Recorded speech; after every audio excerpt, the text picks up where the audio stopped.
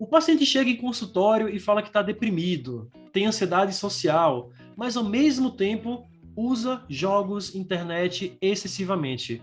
Essa é uma pergunta muito comum dos psicólogos. O que é que está acontecendo que chegam tantas pessoas com adoecimentos paralelos à dependência de jogos e o oposto também é verdade? Na aula de hoje eu vou falar para você quais são as patologias mais comuns associadas à dependência de jogos eletrônicos. Eu quero que você assista essa aula porque ela é essencial para a tua formação como profissional.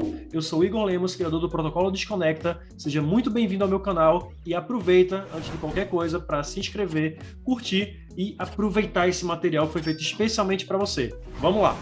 Muito bem-vindos, psicólogos, psicólogas 4.0, a aula de comorbidades. Olha, para você que está aqui nessa aula e caiu de paraquedas, essa aula é muito importante. Muito importante. Por quê? Para quem atende, imagino que você tenha clientes ou se interesse em ter clientes em consultório, porque esse tema é voltado para psicólogos e psicólogas, é essencial que você entenda que existe uma relação muito íntima entre psicopatologias ditas mais comuns, mais faladas, né, popularmente, mais estudadas, as dependências de jogos eletrônicos, internet e pornografia. Vamos lá direitinho. Um paciente pode ter depressão e, junto a isso, dependência de jogos, ou ansiedade social e dependência de internet, ou TDAH e dependência de jogos, internet e pornografia. Então, é comum existir ou existirem psicopatologias em paralelo à dependência ou às dependências digitais, tá? Então, essa aula, ela fala sobre um importantíssimo assunto na área clínica. E por que tão importante esse assunto, gente? Por um grande motivo, tá? Um baita motivo. Se você recebe esses casos no futuro ou agora, você vai notar que é cada vez mais e mais falado de que o uso de telas ele tem uma interferência negativa nas patologias. Então, um paciente deprimido, com rebaixamento de dopamina, com rebaixamento da autoestima, com rebaixamento do prazer, ele pode e vai, muitas vezes, buscar as telas como fonte de escapismo, para alívio imediato. Um paciente fóbico social vai desenvolver estratégias também de se manter online para evitar o contato face a face. A gente vai ver tudo isso na aula. Então, se você falar, mas eu nem quero saber sobre esse cenário de dependências e lá, cara, não faz isso. Tá? Não faz isso, porque você a população vai trazer cada vez mais e mais esse assunto em consultório.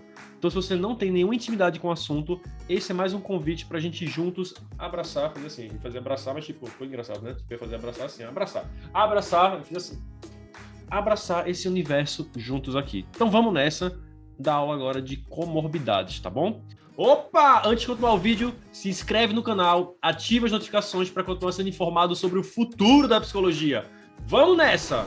Então, gente, o primeiro ponto aqui é chamar para nossa temática o assunto do TDAH, transtorno do déficit de atenção e hiperatividade. Diga-se de passagem, eu tenho, tá? Eu sou uma pessoa, eu faço um vídeo depois falando sobre isso, sobre TDAH, mas eu tenho TDAH, tá? E é muito possível alinhar organização, planejamento, reduzir a tendência à distração, reduzir movimentos de impulsividade, regulação emocional para pessoas que têm TDAH, tá? Isso é muito possível. Mas o que tem a ver TDAH com dependências digitais? Então vamos lá, gente. O que é TDAH? O TDAH é um transtorno do neurodesenvolvimento, tá? Ele encontra-se no DSM-5. Ele teve algumas mudanças do DSM-4-TR para o DSM-5. Dentre elas, a mudança é de que eles não chamam mais de subtipo, mas sim apresentação, que tem aqui do lado, ó, de cá, desatenção, e do outro, adoro riscar, vocês sabem disso, né? Desatenção aqui, e do outro, hiperatividade, tá bom? E existe também o modelo em que os dois estão ocorrendo de forma simultânea, que a gente chama de apresentação combinada. Tá? O TDAH, anteriormente, ele era um transtorno que, para ser, de fato, diagnosticado, os sintomas deveriam estar presentes antes dos 7 anos de idade e passaram para 12, tá? Existem 9 sintomas de desatenção, 9 de hiperatividade, perfazendo 5 sintomas de um grupo ou de outro a confirmação. Já, olha a diferença agora, para adolescentes e crianças, 6 dos 9 sintomas. Então, a exigência para a vida adulta é de menos sintomas, tá? Para os mais jovens são mais sintomas, fechado? Então, o TDAH, gente, é um transtorno, né, por ser neuro, que traz, de fato, um prejuízo importante em relação ao processo atencional, em relação à organização, em relação ao cumprimento de tarefas, em relação a aguardar a sua vez, da impulsividade, daquilo que reflete uma profunda em alguns casos, dificuldade de seguir algumas regras, de fazer aquilo que é esperado ser feito, de vencer a preguiça, de vencer a procrastinação. E bom, já que é um transtorno que traz e reflete uma alteração a nível neuroquímico, a dopamina ela tem uma alteração importante nesse momento também.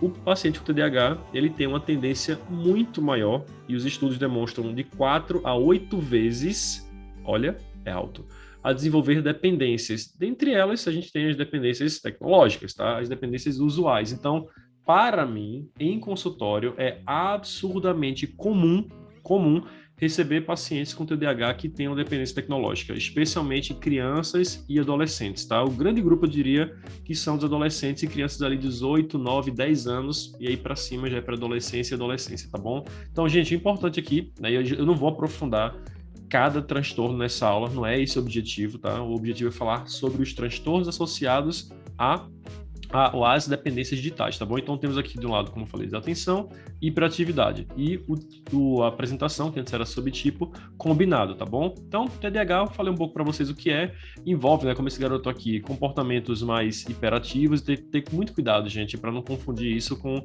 aquilo que é esperado e comum na infância, tá? As crianças, elas gostam de pular, se divertir, hoje em dia existe também um problema muito importante, que é o excesso de diagnósticos, como também é um problema em paralelo muito importante, que é a ausência de diagnóstico. Então, tanto um grupo vai ter problemas por tudo que a pessoa observa dizer, isso aqui é TDAH, né, diagnóstico. Vamos utilizar metilfenidato, né, Ritalina, Concerta, bora utilizar a lisdexanfetamina, que é o Venvance, bora fazer uma prescrição medicamentosa. Não era TDAH.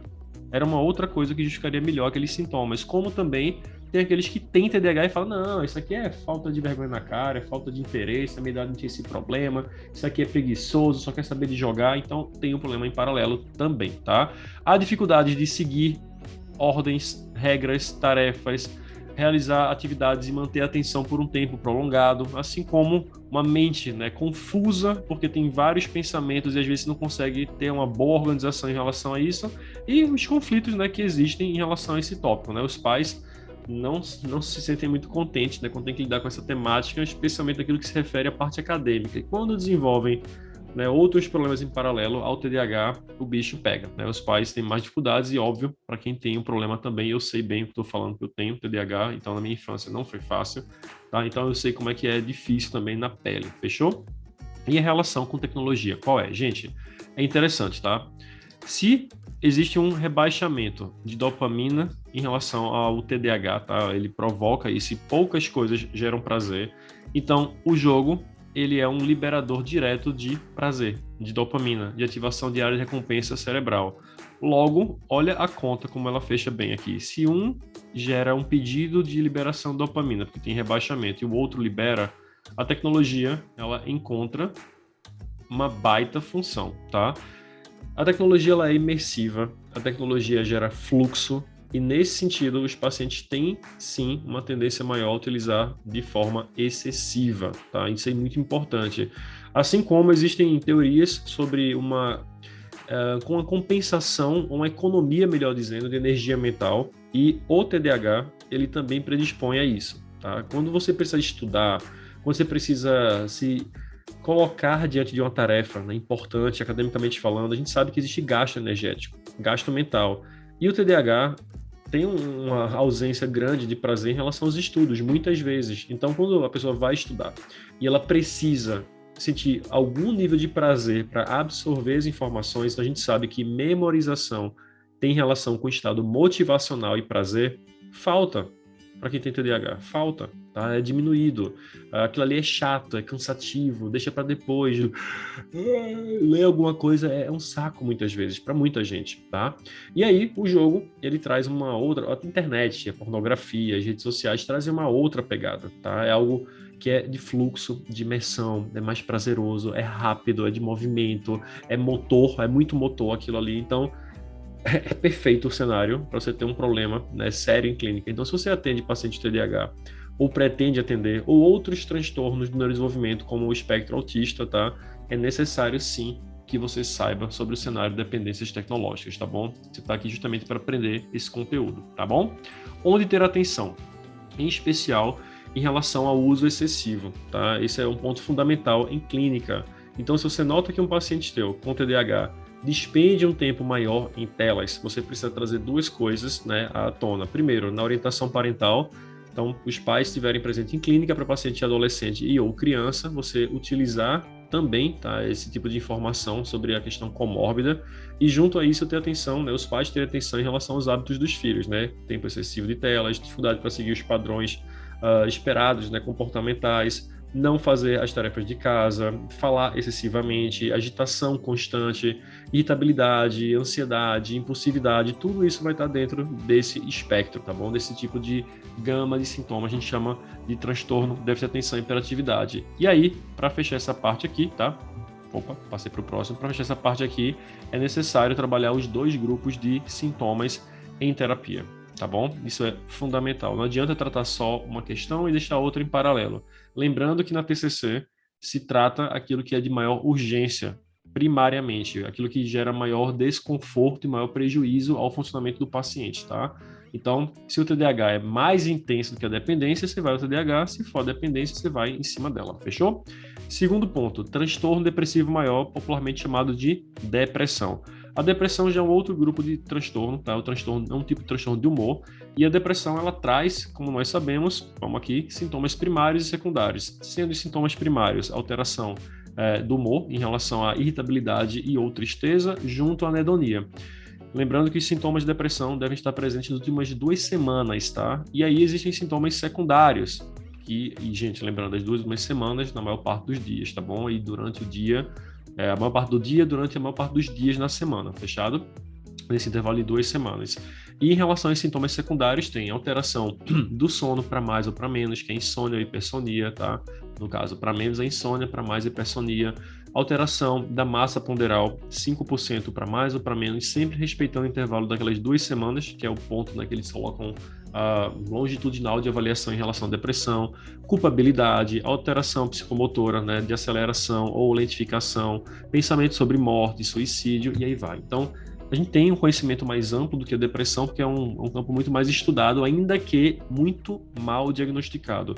Existem vários casos de depressão subclínicos, né, que não são bem observados. Existem pessoas com depressão funcional e nunca vão saber que tem depressão. Tem distímicos, que é diferente de depressão, e não sabem que são distímicos. Tem ciclotímicos, tem pessoas que têm depressão proporcionada por alterações hormonais, hipotiroidismo, por exemplo. Então, é um campo amplo, tá? E é comum, né? É um transtorno muito comum, mas ainda não tem uma boa martelada, né, por assim dizer, do juiz para dizer aqui é o diagnóstico correto. Se erra muito ainda em relação à depressão. Imagina em relação ao uso de telas, tá? Então, a depressão ela provoca uma série de problemas, tá, gente? Deixa eu voltar aqui. Uma série de problemas em relação a pensamentos disfuncionais, a visão de si, dos outros, do mundo, do futuro, distorcidas. Existe um tipo de filtro que é alterado pelos processos neuroquímicos que são alterados também, tá?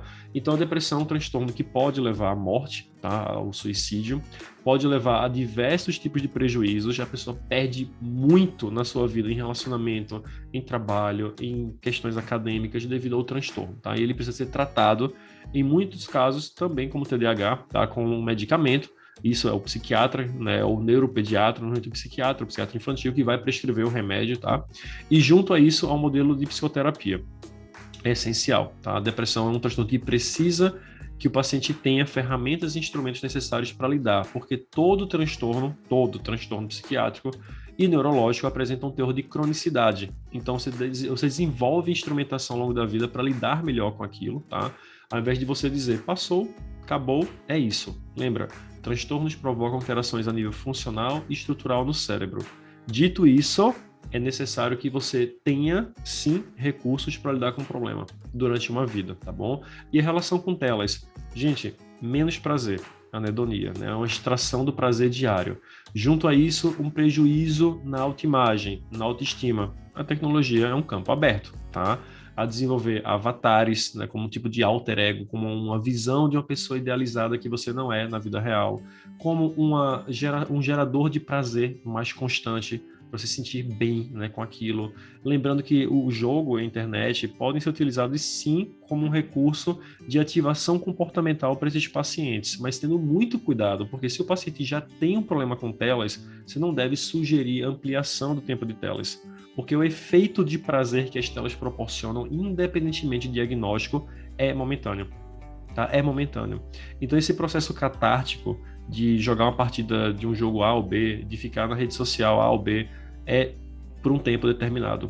Depois o corpo começa a gerar o mecanismo de habituação, porque nós desenvolvemos tolerância, que é um termo que a gente utiliza muito na clínica.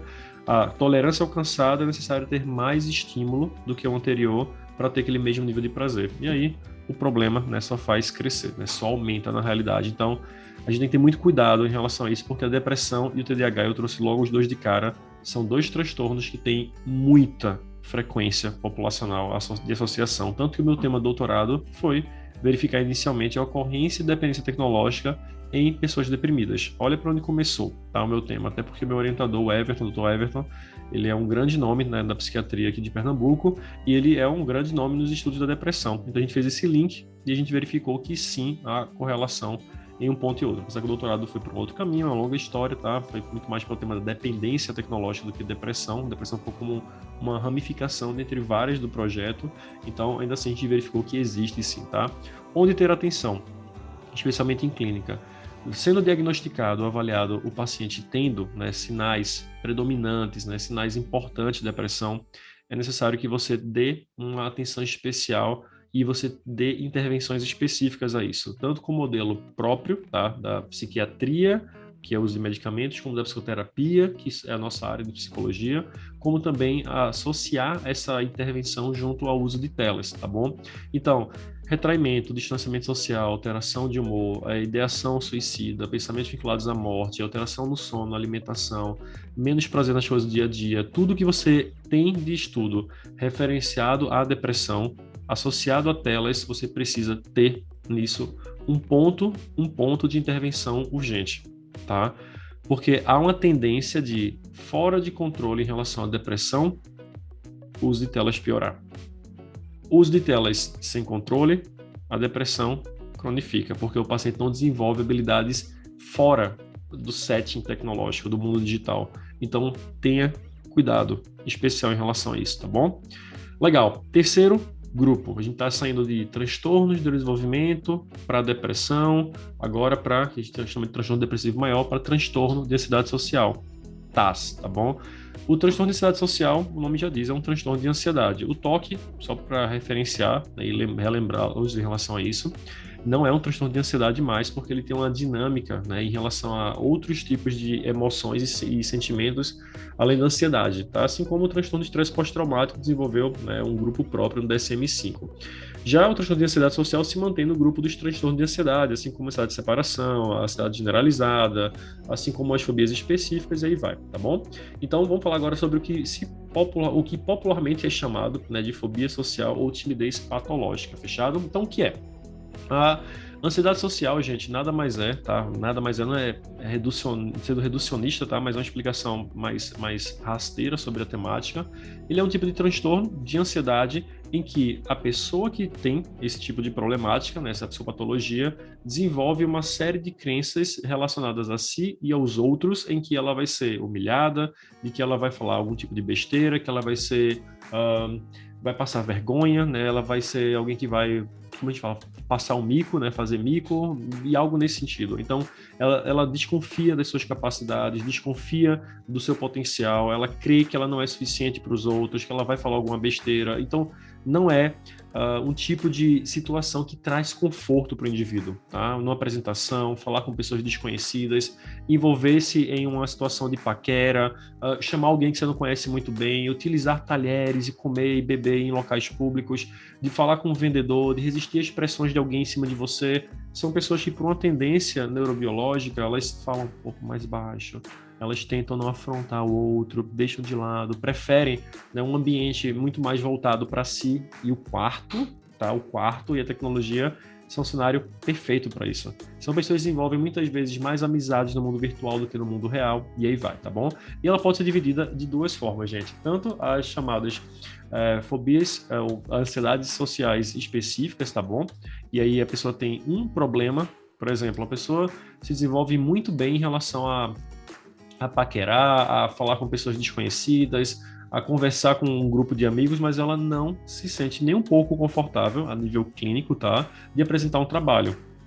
Ou então de ser o centro das atenções. Então a gente considera que há um problema dentre vários, tá bom? E quando a pessoa tem vários desses problemas, inclusive a escala de Leibovitz, né, ela mostra muito bem esses sintomas, ela tem um problema generalizado, tá? Ela tem vários domínios da vida dela em que a ansiedade social, ela gera problematização, tá bom? Então, específico e generalizado. Então, como eu falei, é um problema que traz diversos prejuízos. A pessoa ela tem um retraimento, né? Ela desenvolve comportamentos de esquiva, estratégias compensatórias de evitação para não lidar com o risco de passar vergonha, de ser mal avaliado, do outro confirmar que você é aquilo de negativo que você já pensa sobre você mesmo, tá bom? E qual a relação com tecnologia, gente? Se a gente pensar juntinhos aqui sobre o tema, a gente vai entender que se há retraimento no mundo tecnológico, no mundo de cybercultura que vivemos, as telas, como está bem nessa imagem aí, é o local, entre aspas, perfeito para manifestação de sintomas. Então, como eu mencionei anteriormente, se você, no contato face a face, desenvolve dificuldades, né, é algo desafiador, né, você tentar conversar com alguém e manter, né, de alguma forma aquela conversação. No mundo virtual você tem tempo para poder fazer isso. Você pode escrever sem aparecer, sem ter o seu nome verdadeiro. Você pode mandar, se quiser ou não, um áudio para outra pessoa num jogo eletrônico, ou conversar com alguém e mostrar quem você é de uma outra versão, de uma outra forma. Então as telas, elas, se forem usadas de forma disfuncional, elas podem carregar um imenso problema para aquele indivíduo, tá? Por que eu comecei com esses 3 pontos? Porque a nível clínico, a nível de estudos científicos, esses 3 problemas são considerados os principais, não os únicos, os principais. Alguns autores colocam um 4º elemento, que é o toque, outros colocam tag, então eles inserem questões que têm uma relação direta e indireta com a ansiedade também, tá? Mas os 3 ainda considerados principais são o TDAH, o TAS e o TDM, transtorno depressivo maior, transtorno de ansiedade social, transtorno do déficit de atenção e hiperatividade. Fechou? Então, esses 3 pontos, você tem que ter muita atenção em clínica, tá bom? Muita atenção. Porque a esquiva, o retraimento, a evitação do contato interpessoal, ele gera para o indivíduo uma pobreza maior de habilidades sociais, de treino de assertividade, de conquistas acadêmicas, leva a outros problemas, porque isso vai gerar problemas de autoestima, e aí o problema, né, ele vai ampliando. Então as telas, elas são bem-vindas, mas elas também são ou podem ter uma correlação, né, comórbida. Então a aula começa sobre comorbidades, esse é o 3º grupo de problemas, tá bom? E aí, Psy, gostando do vídeo? Olha, mas antes de continuar, se inscreve no canal, ativa as notificações para você continuar sendo informado ou informada sobre o futuro da psicologia. Vamos nessa! O espectro autista, eu vou apenas pincelar porque isso merece, tá, uma aula especial, na realidade. Eu atendo, né, pacientes que têm o transtorno, né, diversos pacientes, inclusive, com graus distintos, e as telas para esses pacientes perfazem um outro tipo de visão, né, sobre a temática. Até porque o autismo tem um mundo considerado por muitos, né, como particular. A gente não tem como julgar o que é particular ou não, porque a gente não vive nesse mesmo tipo de mundo. Apesar de que eles conseguem, né, certamente desenvolver um perfil muito funcional de vida, né, por treinamentos, ainda que existam alterações de compreensão, de contato social, da linguagem, do afeto, é possível sim desenvolver, né, em terapia, em protocolos e projetos adequados, né, para esse tipo de demanda. Falado isso, o autismo ele tem uma relação muito íntima com telas, porque muitos deles se expressam melhor pelas telas do que no presencial, por exemplo.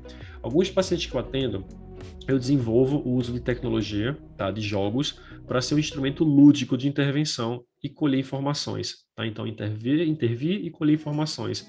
Então, um paciente que você fala, e aí, cara, tudo bom? Pode não te responder no aí, tudo bom, mas no jogo ele vai colocar um sorrisinho, um emoji para você. Você fala assim, cara, mandou muito bem.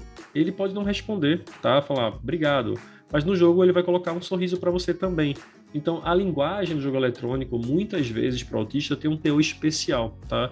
Tem um teor de sentir-se mais confortável, porque é uma linguagem tecnológica, é uma linguagem que tem imagens que ele pode sentir melhor para expressar, né, suas demandas. E são normalmente pacientes mega, ultra, hiper inteligentes nesse território. Eles descobrem tudo muito rápido, desenvolvem muito bem, porque eles têm hiperfoco em relação à temática de jogos. E aí, bom, se isso for um outro elemento que faça eles perderem a mão em relação ao desenvolvimento de outras habilidades necessárias, que não é só tela, a gente tem um outro problema para lidar em clínica também, tá bom? Então, basicamente, como eu falei, né, eu não vou me deter tanto esses próximos tantos transtornos, porque os 3 principais estão lá, tá? Foram os 3 primeiros que eu falei.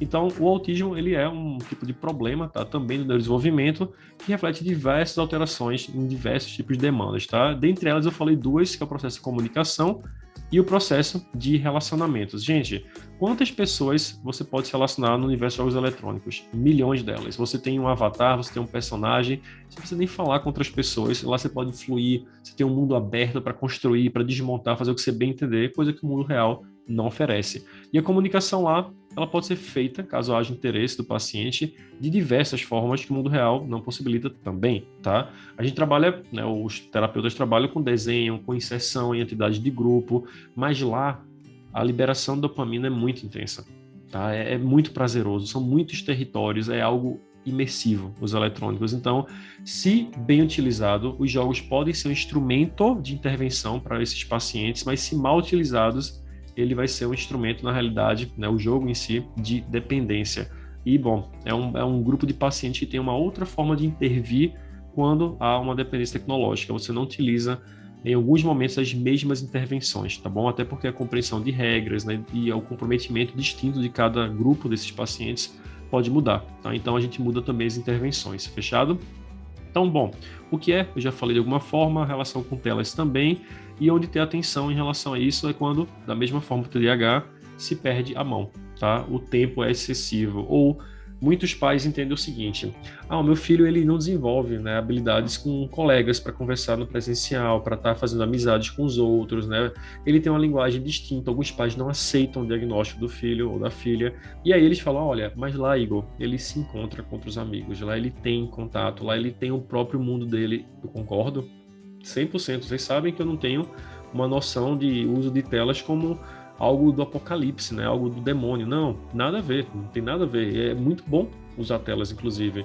Mas se lá se torna uma fonte de escapismo, lá se torna um ponto de zona de conforto dos pais, no qual eles dizem: lá ele tá tranquilo, tá jogando, tá se divertindo melhor do que ele não tá feliz fazendo outras coisas, mas ele deve fazer outras coisas.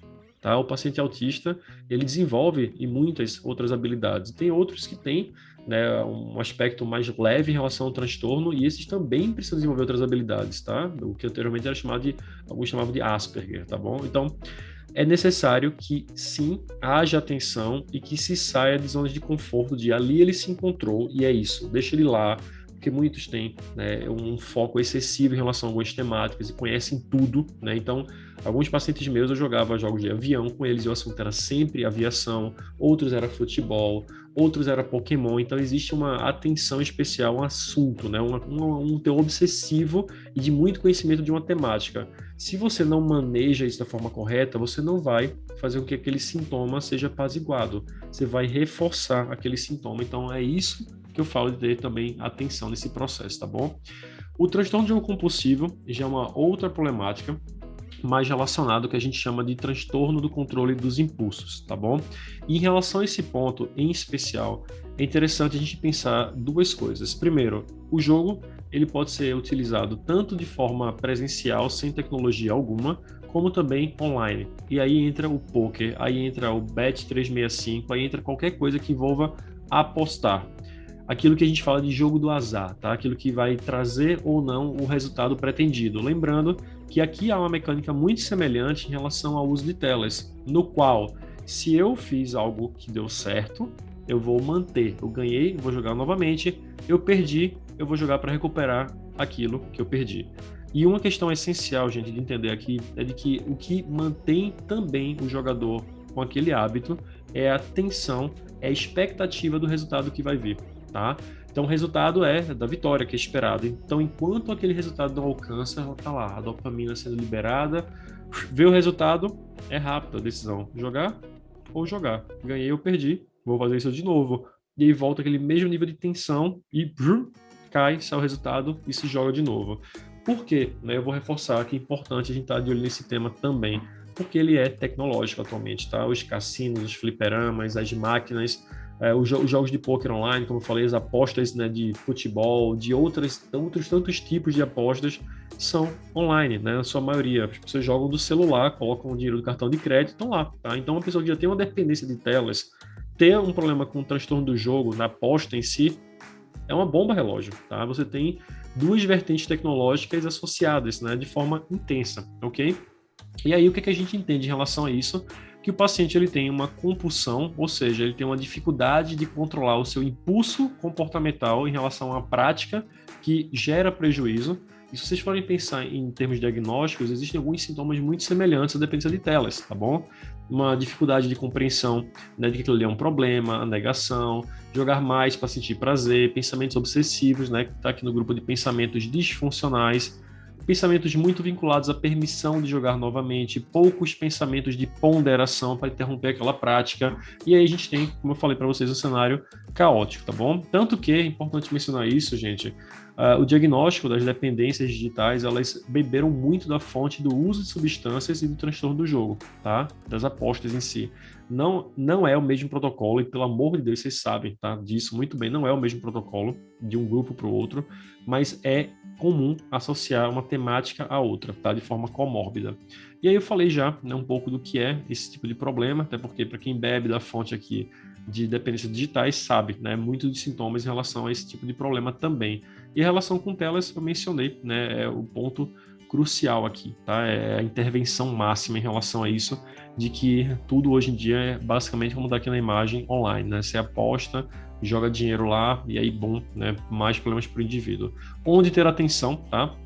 Especialmente se o paciente fala que ele faz dinheiro rápido, que ele utiliza aplicativos como Bet365 ou outros de aposta, ele se envolve em bancas de jogos, se ele está perdendo dinheiro com isso, se ele fala sobre qualquer coisa que dê para ti alguma ideia, alguma noção de que aquilo reflete algo que pode gerar prejuízos maiores no futuro dele, tá? Então fica atento em relação a isso, muito atento, porque isso pode gerar diversos problemas para aquele paciente, ok? Então, gente, se você curtiu realmente essa aula, se você achou massa esse material, dá o teu like, tá? Deixa aqui a tua curtida, se inscreve no canal, ativa as notificações. Estou te dando esse conteúdo porque eu quero que você aprenda, né, que você tenha interesse e utilize isso como uma demanda, né, de conhecimento na tua atuação clínica. E o que eu peço é apenas isso de ti, tá bom? Que você possa compartilhar, curtir o material para que outras pessoas possam acessar isso em outro momento e essa informação vá para outras pessoas, tá bom? Obrigado, a gente se vê em breve.